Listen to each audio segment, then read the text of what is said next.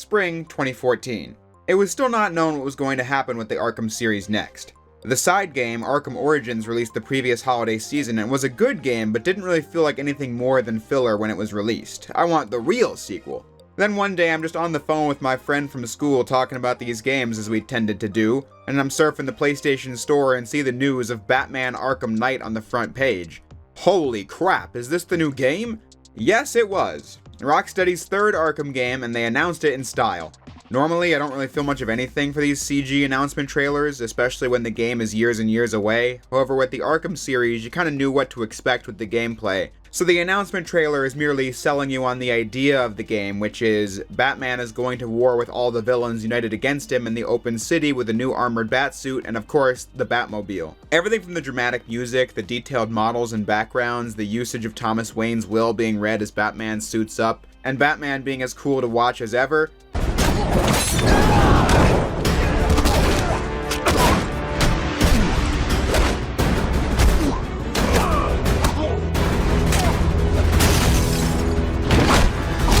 Got me instantly hyped. It's one of my favorite game trailers of all time, and when my friend and I saw it, there was no conclusion other than, holy shit. When does this come out? After some delays, the answer was June 23rd, 2015. This meant the hype cycle was on for the year-long wait for the game to be released. Only catch was that the game was going to be exclusive to next-generation consoles. Batman Arkham Origins released in the same holiday season as the PlayStation 4 and Xbox One, however they decided to keep it on the previous generation. Most likely because that was simpler. The game had started development on those consoles, and people were still going to be playing on them in late 2013, even if new stuff was out. But Arkham Knight was a game that Rocksteady wanted to go big with, bigger than anything the PlayStation 3 or Xbox 360 could do. So the new game was next-gen exclusive. I didn't have a PS4 yet because I didn't really see the need to get one at launch. Or rather, it's more accurate to say I didn't see the need to ask for one at launch. But this game was quite the motivator. The PlayStation 4 was the top item of my Christmas list in 2014, and with that I also got The Last of Us Remastered, which became a favorite game of mine and remains so to this day. But that didn't mean I was taking my eyes away from the true prize, Batman Arkham Knight. If I had to think about the games I was most excited for in the pre-release, this is definitely one of them, if not at the top of the list. I feel like the only thing that could possibly compare was Sly Cooper Thieves in Time. Mainly because I acted very similarly for both games before they released, as in scouring the internet for articles and blog posts every day to make sure I didn't miss even a scrap of news or information regarding this game. Arkham Knight in particular having a ton of fake leaks that felt super fake even as a 14-year-old, like, oh yeah, the Justice League's in this game, it's gonna be awesome. But when you sifted through all that noise, you saw it was setting up to be the ultimate Batman experience now that players were finally able to drive the Batmobile across a massive Gotham City. A segment of the city that was only ever in the background of the previous games. And the story looked to be super hype because they kept stressing that the Joker is dead post Arkham City and he's not coming back. Instead, the game is finally going to be focusing on the rest of Batman's foes teaming up against him in the ultimate plan led by the Scarecrow. He was absent from the plot of Arkham City, but there was an Easter egg towards the steel mill that showed he was up to something. Now he's teaming up with a whole new villain called the Arkham Knight, who the game was named after. Whether it be trailers, gameplay, or even store posters and displays, it just looked so frickin' good. What could possibly go wrong? Well, the reviews came out before launch and most of them were near perfect scores, except GameSpot's, which gave the game a 7 out of 10, and said it perfected nearly everything about the series but relied way too much on mundane Batmobile gimmicks. I remember that because to the average fanboy, which I was at the time, a hyped up game getting a 7 out of 10 is roughly equivalent to the start of World War III. That score got some people pretty upset, even though the game wasn't out yet. But the takeaway that the GameSpot critic had certainly foreshadowed how a lot of people ended up feeling about Arkham Knight. But that controversy didn't even hold a candle to the debacle that took place once the game was released. It was on PS4, Xbox One, and PC. Console versions launched great, but on PC, it was bad. Even on the newest graphics cards the market had to offer at the time, players were getting horrendous frame drops and unstable performance. When Arkham Origins came out, the game was less polished than expected, as it was just very buggy at launch, which I somehow completely forgot to mention in my video on that game, as it no doubt contributed to the game feeling kind of meh compared to the very polished Arkham Asylum and Arkham City. I didn't run into many issues playing Origins the other week, so it just slipped my mind entirely. But regardless, Arkham Knight PC was on a whole nother level compared to Origins' launch because it was so bad that it was pulled from sale and recalled, Warner Bros. Issuing refunds to any players throughout 2015. something WB had to have known was coming. QA testers claimed that WB knew how bad Arkham Knight was on PC, but simply thought it was good enough to sell, which obviously backfired. This was after 2 whole delays, I might add. The game was supposed to release in late 2014, but was simply not in a good enough state to run on the consoles and got delayed to early June 2015, but later delayed to late June 2015. Not really sure how much of a difference those extra few weeks made, but my point is that the game had drama surrounding it before and when it was released. Eventually, the PC port did relaunch in 2015, and it is just fine. In fact, that's how I played the game for the video. The only thing I could say I didn't like about playing it on PC was the textures would take a long time to become their high-res versions up close. But otherwise, I was playing at 1440p at 60 FPS with almost no issues. Wish the PS4 version got a next-generation patch for PS5, but alas. Even with all that drama from the launch of the game, it didn't really matter to me because I didn't play on PC back then. I got the game on PS4 the morning it came out and I played the ever-living shit out of this game. Let's say I had the game in my hands at like 10 o'clock in the morning, and I don't think I did much of anything besides play the game until 2 AM. This game was addicting as all hell. I couldn't even tell you the amount of hours I put into this game back in 2015. I just played it till the buttons broke off the controller. I played it almost all summer long, unless I was playing Mega Man, and that was the only other thing I played with frequency besides Batman at the time. But throughout all those hours of Arkham Knight playing, which did include getting 240% completion, I might add, I did feel something was wrong with Arkham Knight. When I played it the first time, I thought this was one of the greatest achievements in the history of video games, but as time went on, I felt like Arkham Knight, even with all its many positives, was kind of disappointing. My expectations were a 100 out of 10, and so when reflecting on some of the gameplay and story choices, I couldn't help but feel let down. This video will explore what this game did that was so great, where I felt it let down, and why I just love it anyway now. So let's begin. It's been 9 months since the Joker's death at the end of Arkham City, and Gotham was relatively quiet afterwards. But behind the scenes, the Scarecrow, who survived his encounter with Killer Croc in Arkham Asylum, has been hatching a plot to destroy Gotham from within by threatening the city with a more potent chemical weapon than ever before. The city's evacuated, leaving only the criminals in town, and it's up to Batman to stop almost every villain he's ever faced alongside a new foe, the Arkham Knight, who has supplied the Scarecrow with a militia force to command. And so Batman must fight against this army with a superpowered bat tank, setting up the journey for Arkham Knight. Even now, 8 years since Arkham Knight released, I think this is one of the most beautiful games ever made. Of course, the PC version allowing you to play it at a 4K resolution and higher frame rates than the original consoles ever did helps with that, but even when playing on a PlayStation 4, it is a jaw-dropping game. And I don't think that just boils down to the technology they had to work with. The artists behind the game just created a beautiful world and knew how to use that technology to best bring it to life. Gotham is massive in this game, but every inch of it is something you want to see and explore. The art team said they wanted to create a world that felt out of time compared to our world, but familiar at the same time, and I think they really succeeded at that.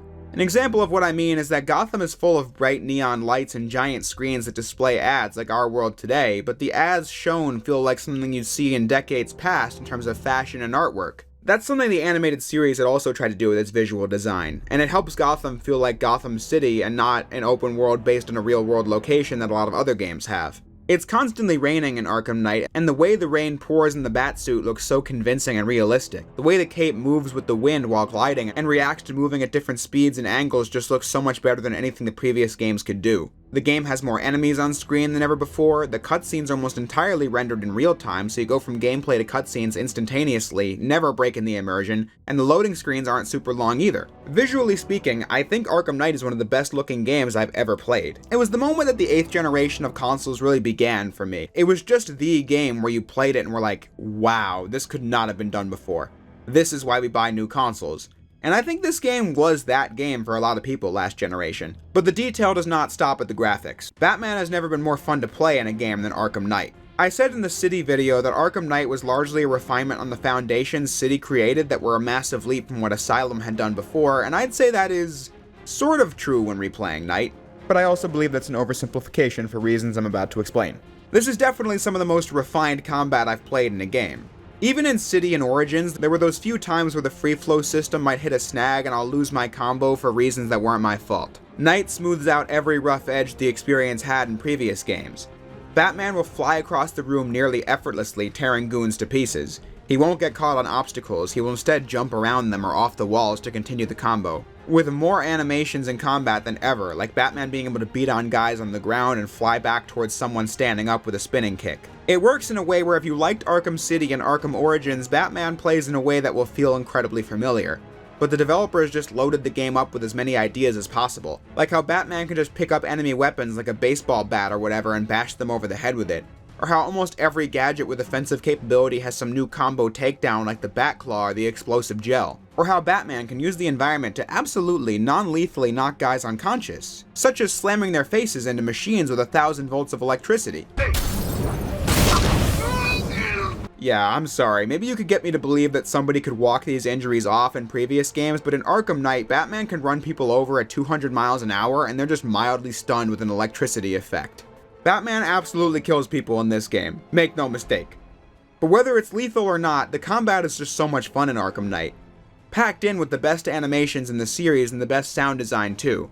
The upgrade screen has returned to the way it was in Asylum and City, allowing players to pick between upgrades for Batman's physical abilities, his combat ability, gadgets, gadget techniques, and Batmobile related upgrades. These are so good that I often had trouble picking between them because I wanted to spend my upgrade points on all of the abilities. I mean, do I want to use the Disruptor to stop enemies from blocking my detective vision or blinding militia drones with the hacking device? Do I want the firearm disarm takedown, or do I want to expand the fear takedown to include more enemies? You gotta choose, and that choice is hard and everything is so useful. Batman's stealth is also the best it's ever been. The new suit allows you to do this fear takedown to instantly bring 3 guys down at once that can be expanded to 5. The level design in these stealth maps is also the best in the series, with environmental traps the players can put enemies in, and with some grates leading to chutes that Batman can use to get from the ground to the gargoyles with ease.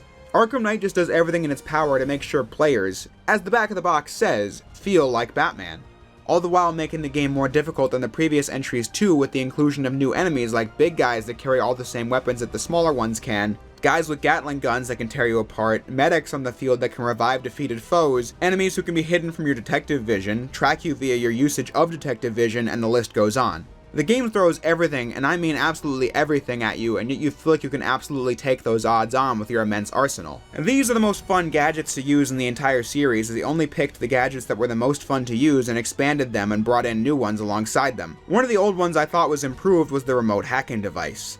The cryptographic sequencer Batman used in previous games served the same function but was never used outside of hacking doors. The new gadget can do all that, but also activate and deactivate machinery that can be used for offensive or defensive capabilities, like activating escalators that enemies are standing on, or locking enemies in a room. That feature can be used in tandem with the new voice synthesizer to lead enemies into traps. The Disruptor has been expanded to do a lot more than just deactivate guns, but you'll have to choose which of the enemy's abilities you want to disable with your limited ammo. Other gadgets that were also great, like the remote electric charge or the ice grenade, do what they were already capable of, and it works because they were good before.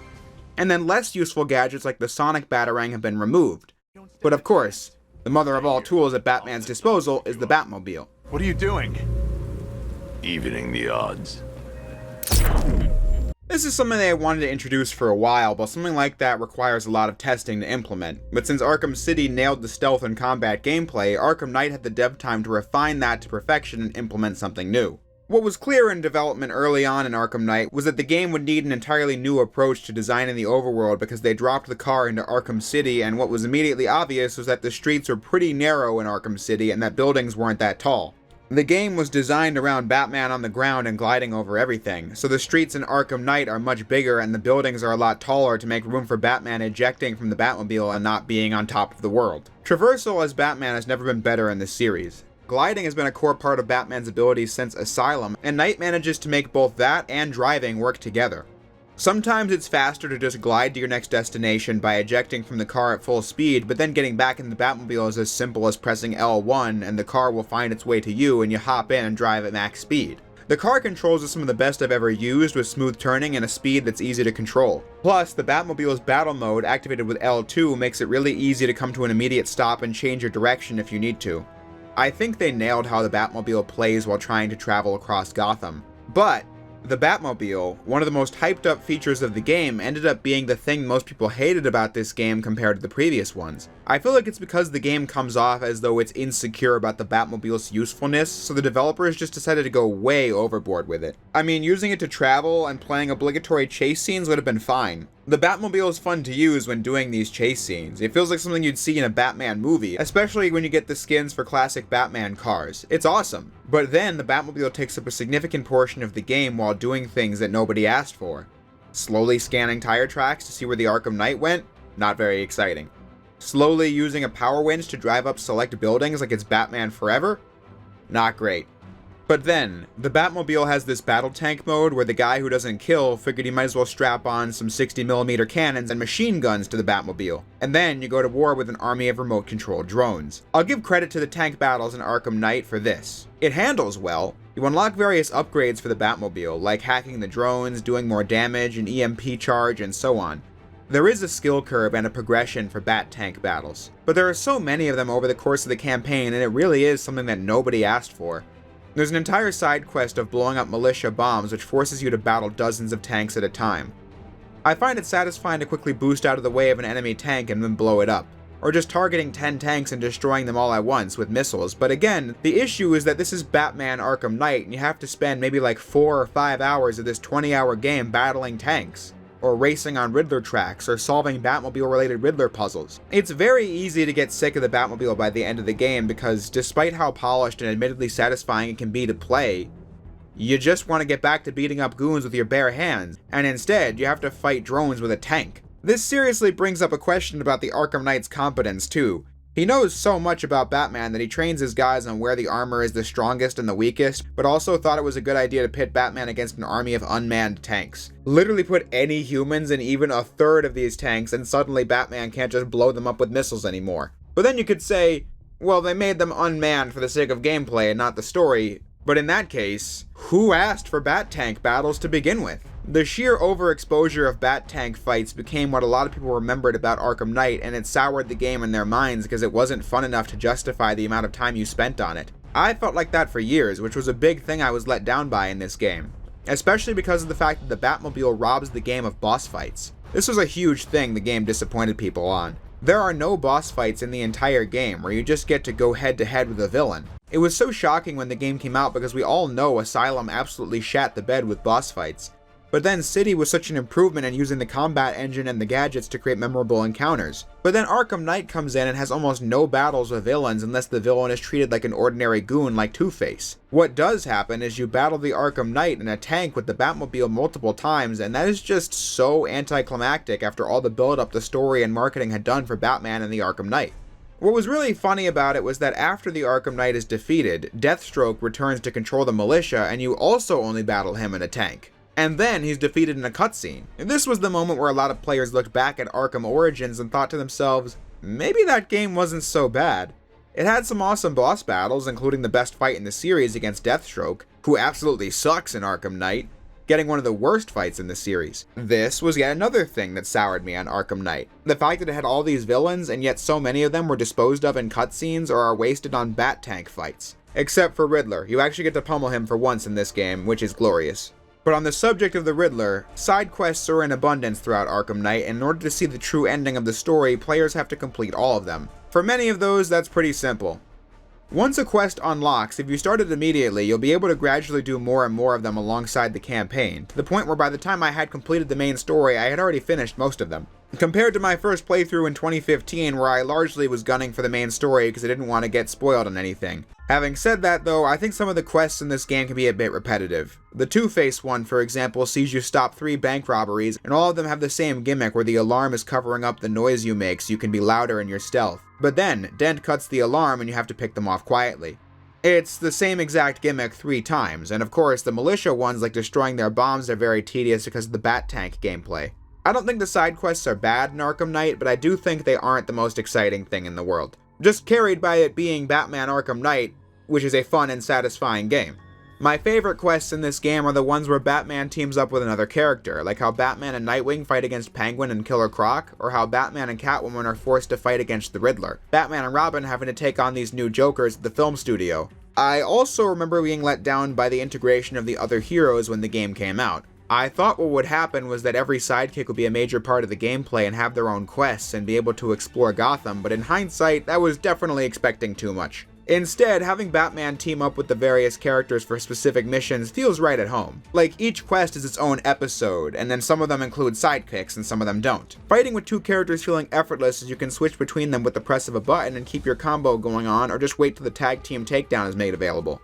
This happens frequently enough for it to feel like a fleshed out part of the gameplay, but infrequently enough as to not distract from Batman's solo gameplay. But I think having an issue with the integration of the side characters came down to my feeling really let down by the story in Arkham Knight. For a little bit of context, Paul Dini, writer of several classic episodes of Batman the Animated Series, had wrote Arkham Asylum and Arkham City alongside the developers at Rocksteady to create a real synergy between the story and gameplay, creating a feeling that you were playing a PG-13 reboot of the animated series. However, Paul Dini did not write the Harley Quinn's Revenge DLC for Arkham Knight, nor did he write Arkham Origins. Following the completion of Arkham Knight, he was told by Warner and Rocksteady that they were less interested in freelance writers and that if he was given another work offer that he should take it. Arkham Knight was then written in-house, and I feel like the writing in Arkham Knight took a hit as a result. I want to start with the obvious. The Arkham Knight twist might be the most predictable moment in any game I've ever played. Very early on, it's obvious that the Arkham Knight is Jason Todd, the Robin killed by the Joker in the Death of the Family story who later returned as the Red Hood and battled Batman. He's simply the only character who could feel this much of a vendetta against Batman and be aware of all of his secrets while also having the skills that the Arkham Knight has. But then the game keeps piling on hints that have all the subtlety of a brick to the face, like outright seeing hallucinations of Jason's death. But the story has no choice but to do that because Jason has not been mentioned at all thus far in the Arkham series, so the game has to build it up. It just felt like a huge letdown because of how in almost every interview for this game, the developers claimed they had come up with an entirely original character with the aid of DC, really leaving behind a stamp on the Batman mythos besides the games themselves, only for it to be Red Hood with a new name, made worse by how the story comes off as though it believes it's a lot more clever than it actually is. You see Batman and Alfred stumped for like 18 hours of gameplay as to who the Arkham Knight could possibly be, when you've guessed it after 1 hour. This makes the lack of boss fights feel even worse, because the story keeps hyping up the fight with him and you get nothing but a tank battle, a car chase, and a stealth encounter that's pretty easy to do. But then I guess that begs the question, do the interviews even matter? They said all that to make sure you had no idea what the true nature of the Arkham Knight was in the pre-release, and that kind of stuff happens all the time in games and movies and whatever else, lying to protect a twist. I guess all that matters is what the story was at the end of the day and how it was executed. In the case of Batman Arkham Knight, I just feel conflicted, even to this day. Joker being dead is something they also hammered in during the interviews. This remains true throughout the whole game. He never returns from the dead. However, the fear gas from Scarecrow causes Batman to hallucinate the Joker throughout the entire game. Joker is essentially commentating over the entire campaign from start to finish. Oh, Bats, I've missed you. All the subtlety and nuance of a napalm enema. I'm conflicted because on the one hand, Mark Hamill crushes it as Joker in this, and he has some fantastic lines and hilarious moments in the game. I'm stuck in your head and I'm laughing. I feel you with dread and I can't stop laughing. Your parents are dead and I can't stop laughing. What else can I do? But on the other hand, this plot element caused even more of a collective groan in the audience than Joker being Black Mask in Arkham Origins. Joker being dead post-City just made Knight the perfect opportunity to just tell an Arkham story that wasn't about the Joker, but the writers did not take that chance, and instead put more Joker in it than almost any previous Arkham game. It is just easy to get burnt out on the Joker because he may be Batman's greatest foe, but this is also the most compelling roster of supervillains of any comic book hero if you ask me. So to see them all be relatively sidelined yet again just felt weak. Then you have Batman acting like more of a jerk than usual, which becomes kind of tiring by the end, seeing as he lies to Robin throughout the whole story to keep him working on a cure for Joker-itis instead of helping him on the field. When looking back on the game, I can see what they were going for.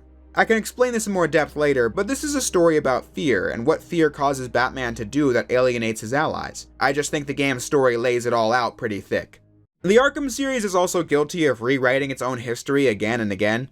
I already talked about how those bios in Asylum were really interesting and compelling when the game first came out, only for them to be tossed out in subsequent games. But then Knight adds drama that never existed before, and we just have to roll with it, like Tim Drake and Barbara Gordon being together, which was never a thing in any continuity I'd ever seen before this game came out. Commissioner Gordon's relationship and trust with Batman is also central to the story, despite the fact that he was nothing more than a side character in Asylum and got a cameo in Arkham City. Without Arkham Origins' take on Gordon, this part of the final chapter of the so-called Arkham trilogy doesn't really land as much. Or how Two-Face resents Batman for his split persona, which was in the bios of the previous games but only became a topic of conversation in this one. To this game's credit, I still love what they did with the Riddler. He actually was very consistent throughout the Arkham saga, and had a simple but effective arc where he just got crazier and crazier and more unkempt with each time he's been beaten by Batman, going from someone who is dressed nice in Origins but doesn't put any effort into his appearance by night. Or how he went from amusingly getting pissed off at Batman in the first two games to straight up having a mental breakdown as you start beating him in Arkham Knight. Stop not dying! Once it's revealed that Bruce Wayne is Batman at the end, he just refuses to accept it, even though in Arkham Origins you can see in his lair that one of his theories on who Batman is was Bruce Wayne. But the brain rot he suffered from since is so bad that he doesn't believe it. Why, hello there, Bruce Wayne. A noble effort, Batman, but did you really believe that I, the Riddler, would fall for such a nakedly implausible charade? You expect me to accept that I have invested time and agonizing time again by some spoiled trust fund-fueled hobbyist? I don't believe it. Why, I refuse to believe it. It's not true. True. But Riddler was always one of my favorite characters in terms of how they implemented him across all 4 Arkham games.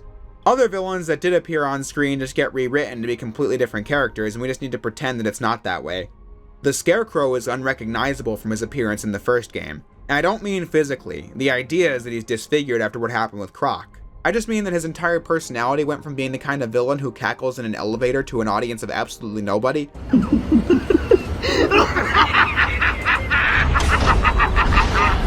Why fight it, Batman? You're as crazy as the rest of us.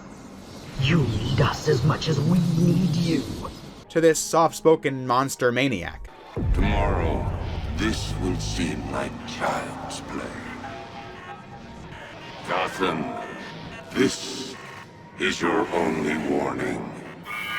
Although, in the interest of fairness, the animated series did the exact same thing with the Scarecrow, even down to how the vocal performance in Asylum kinda reminds me of the original animated series Scarecrow, and then the one in Night kinda reminds me of the New Adventures take. So maybe that was intentional, I don't know. But then that's the thing. I can go over many things I think the story did right and wrong. I can talk about whether or not I think this game needed as much Bat-Tank as it had. Arkham Knight is definitely not a perfect masterpiece, when I feel like Arkham City pretty much hit every beat with laser-like precision. But this is where the learning to love element comes from in Arkham Knight.